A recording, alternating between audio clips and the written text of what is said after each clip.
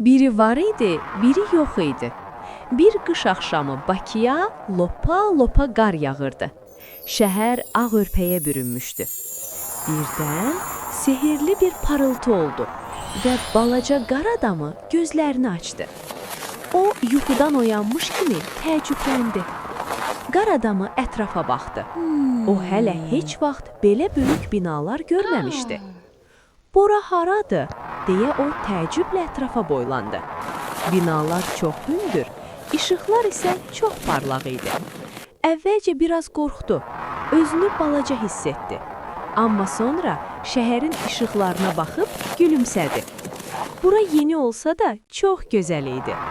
"Qorxma balaca dost, Bakıya xoş gəlmisən." Səhər tezdən durdu o, qar içindən çıxdı o. Dedi bura haradır, bu da nədir ay Allah. Ayağının altında qum, başının üstündə gün.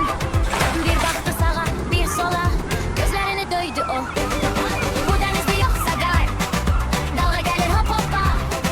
Soyuq sandım amma yox.